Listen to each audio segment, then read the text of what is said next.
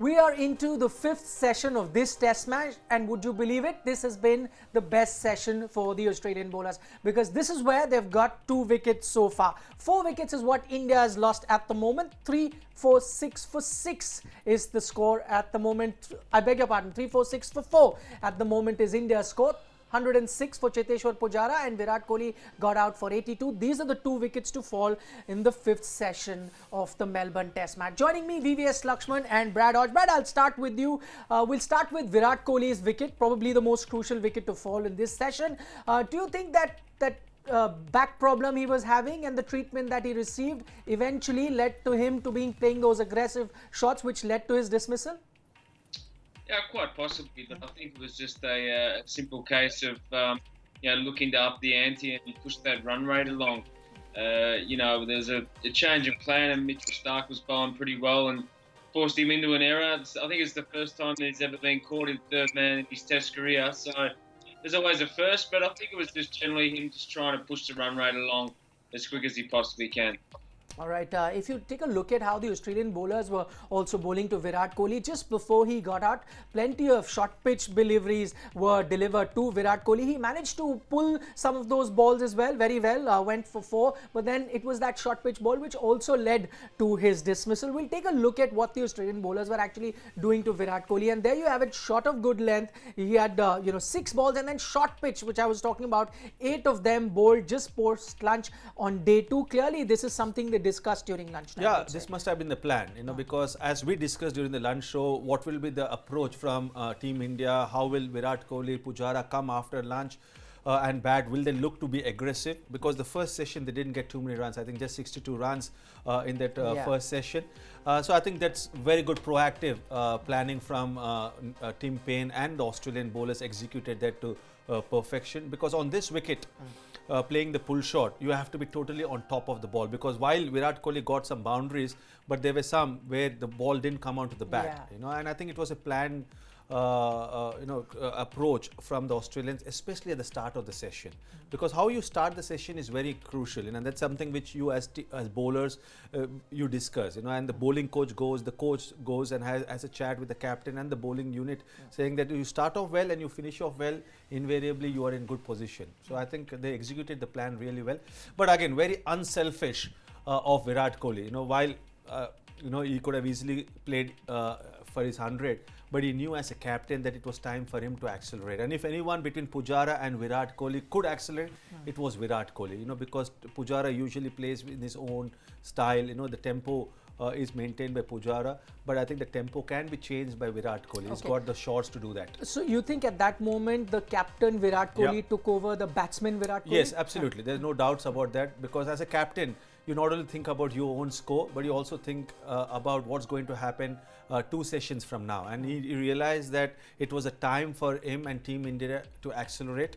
And one of the set batsmen had to accelerate. And that set batsman was Virat Kohli, but again, it also shows that how tough it is for the new batsmen, to come and play the shots straight away. That's why I thought Rahane's knock so far has been very good, but Rohit Sharma is just struggling to get his rhythm, get his timing right. Okay, you talk about that slowness of the pitch. I'll take that question to Brad. We saw the way, and VVS also mentioned that he did pull some of those short pitch balls for 4, but some were coming late onto the bat. Do you think that was also the reason for his dismissal? That ball going very, very fine. Had it been a quicker pitch, probably could have gone a bit squarer. Yeah, it was also some pretty good execution from Mitchell Starc with the plans. Obviously, to try and get him out, caught behind the wicket was good plan. A change of plan, and well executed on a flat docile wicket. It's probably just lack of pace. He was probably trying to go up and over, more so a finer slips, but just didn't have the pace off the wicket. It's what you mentioned, but. All in all, his dismissal was probably exactly what VVS said, just the ambition to push that run rate along, take it upon himself as leader of the team, and show the rest of them what's required from here on in. Okay. On this wicket, I think playing the pull shot is easier than playing the uppercut, because when you're playing square of the wicket on the offside, you require pace of the wicket. With the pull shot, you can generate the pace using your arms, and using the power. But whereas for playing the uppercut, you can't get the power from the body position you are in. So you require the pace off the wicket. It's a very tough shot to execute, but the kind of form Virat Kohli is in, it still carried till a deep third man. Oh yeah, that's true. Of course, it was great field placement as well from Tim Paine. He had that fine third man instead of having that third man very squarish, which is usually where you tend to keep them. Okay, we're getting plenty of questions from viewers watching us on YouTube as well as Facebook. We'll take one question now, and this is on Cheteshwar Pujara coming via Facebook. Jiten is our regular watcher. The 2 balls prior to Pujara's dismissal jumped from a length, and the ball that got Pujara out stayed low. Is there more uneven bounce on this wicket now? Yes, definitely. And Pujara's dismissal showed that, because there was a ball from the same length where it came and hit Pujara on the gloves, and from the same length the ball didn't even bounce and he was bowled. So I think it's going to be more and more uneven. Bounce is something which you will be seeing as the match progresses, and really it's going to be tough for the batsmen. And Indian bowlers will be really relishing bowling on this wicket, and they've got 3 quality fast bowlers and also Ravindra Jadeja, but more so the fast bowlers. If they stick to the good line and lengths, it's going to be tough scoring runs and also playing with authority.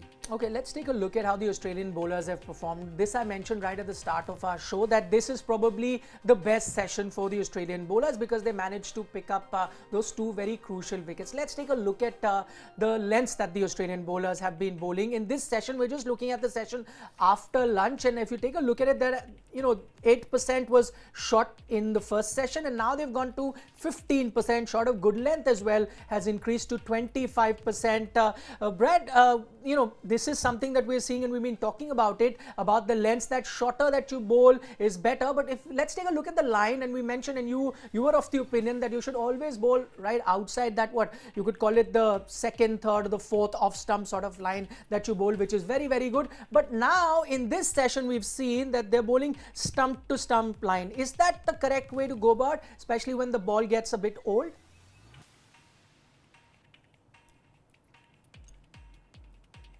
Right, I don't think Brad can hear us. Okay, yeah, I think clearly you saw the change in that approach, and that's what we discussed again during the lunch break, because at the start of the day with the second new ball, I think it was right to bowl in the channel, especially to Virat Kohli. But as the ball gets older, the ball will not come onto the bat, and if you bowl that good length, short of good length, but the wickets line, you'll get more opportunity of getting the batsman out, and more options of getting the batsman out. And LBW comes into play when the ball is not coming on the bat. The short mid-wicket catching position will come into the play. So I think that's the right line to bowl. You can't stray down the leg side. That will give an easy opportunity for the batsman to score runs through the square leg region. But the line should be off and middle, not middle and leg. Okay, I'm just going back to that Pujara dismissal and the question that I'd asked Brad as well. We were talking about variable bounce, and we spoke about how one shot can have some effect in terms of your dismissal with regards to Virat Kohli. Let's talk about Cheteshwar Pujara. That same length, one ball hit him on the glove really high up, and then one stays low. What does the batsman do there? The batsman still has to look to play for the full ball, but I don't see anything wrong in the way Pujara got into position. He was just surprised with the lack of bounce. But I think that will create a lot of doubts in the batsman's mind, the batsmen who are going to follow. And on this kind of wickets where there is variable bounce, it's always better to get beaten by the extra bounce than actually get bowled by the ball which doesn't rise. So as a batsman, you're always looking to play forward and looking to play for the ball which is low, rather than looking to play for the ball where there is extra bounce from the wicket, because it's easier for you to get up with the ball with extra bounce, but it's very difficult to counter or negate the bounce which is very low. And that's something which the batsmen have to keep in mind. Play more on the front foot than looking to play on the back foot. All right, we're getting a few questions now. This one is with regards to Ajinkya Rahane. We'll throw that to VVS Laxman. And Rohan wants to know, so good to see Rahane playing like old days. Do you think he has made any technical changes, or it's about temperament and form? He's made changes as far as his mindset is concerned, and form is very important, because when you have runs behind you, you go out and express yourself and not think about your own runs, and that's what we have seen. Ajinkya Rahane batted beautifully at Adelaide, and since then there's a clear shift in the mindset, in his approach, and this is the best I've seen Ajinkya Rahane bat over the last 12 to 15 months, whether in India or in overseas conditions, because whenever Ajinkya Rahane plays with this mindset, is always looking to dominate, always looking to put pressure on the opposition bowlers, is very, very impactful.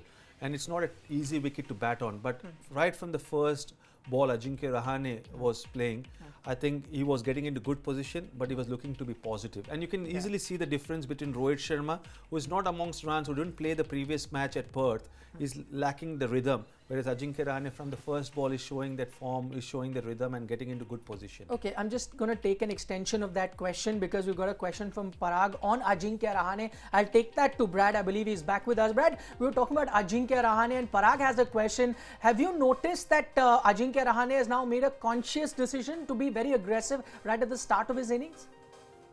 Well, it looks that way actually, but I really like the way that he's playing. I like the style. I like the way that he's running between the wickets and being proactive. I think that it's really a good position for him to bat at number 5 behind Virat Kohli and feed off Virat's energy. I just think he looks really comfortable at the crease. He's dominating the crease and doing all the things in which a batsman should do. So his aggressive nature is just probably one thing which he's decided to bring out to Australia and not be dominated. And I think it's working for him. I like the way his style is. All right, you're liking the way Ajinkya Rahane is batting at the moment. He was of the opinion that 100 is not too far away. He probably might just get it in this particular test match itself. Okay, we got another question. This has come from YouTube and this is for Brad, I believe. Varun wants to know, how would you rate Paine's captaincy on such a track, Brad? Well, I think he's done well. I'm not sure what you can actually do any more than what he's doing on this attack with his bowling unit. He's given Mitchell Marsh plenty of opportunities, bowled over 20 overs.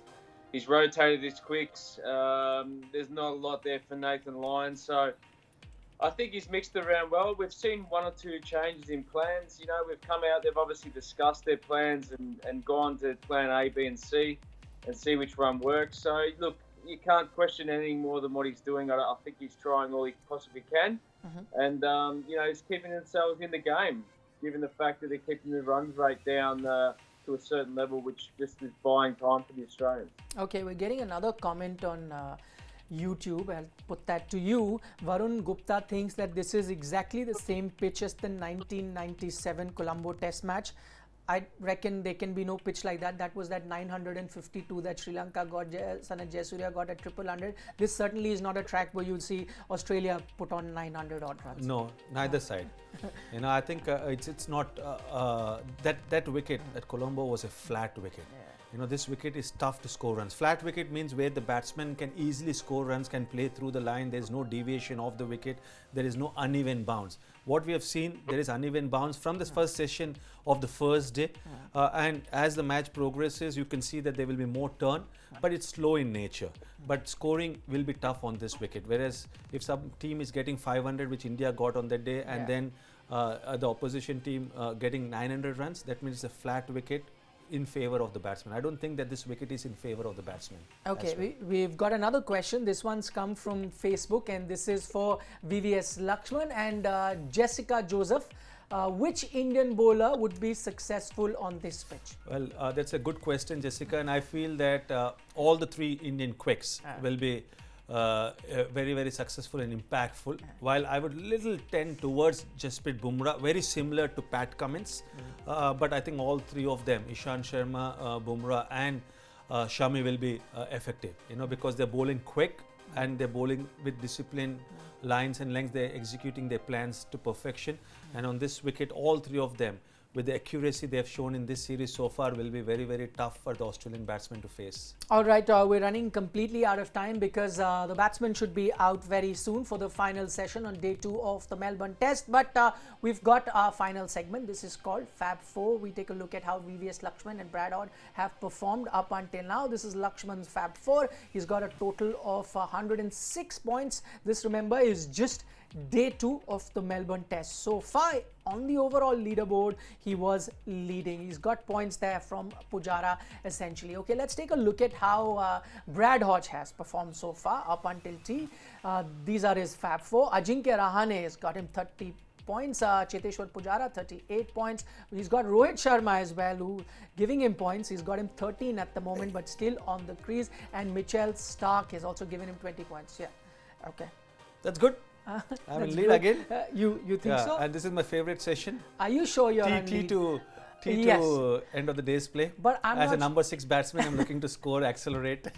but I'm not sure you're in lead at the moment. Let's take a look at the leaderboard. Oh, okay. You were leading up until lunchtime, but not anymore because Doesn't Brad matter. Hodge has This is my session, overtaken Brad. Don't worry about that. you. 239 to 231 of VVS Laxman. But as I've always said, final session is for the number 6 batsman in VVS Laxman. But talking about number 6, I'll quickly throw a question at you. Rohit Sharma. We were talking about a debutant in Mayank Agarwal, Hanuma Vihari, but he also has a lot to lose other than gain. Yeah, it's going to be really tough for Rohit Sharma. No win. You know, and I think as a number 6, I can tell it's a tough situation because he has to score quickly. He didn't play the previous match. He was down with back injury, just not finding the rhythm. And this wicket doesn't really suit Rohit Sharma's style of batting, you know, because this wicket is a slow wicket. But having seen Rohit Sharma bat over the years, I'm sure that he'll come with a different approach because he's a team man, he's an experienced player, and he has to look to play positive shots, you know, because this is a time for Team India to accelerate and score quickly so that they can at least bowl 15 overs. But it's a no-win situation, everything to lose for Rohit Sharma. But on the evidence of whatever little we've seen of Rohit Sharma so far, he's really applying himself. It's not easy to get runs on this track, especially considering the way that Rohit Sharma bats. But that's all the time that we have for you at the moment in this show. VVS Laxman, Brad Hodge, thanks so much for joining us. That's all that we have for you on ESPN Cricinfo Matchday. We'll see you at the end of day's play.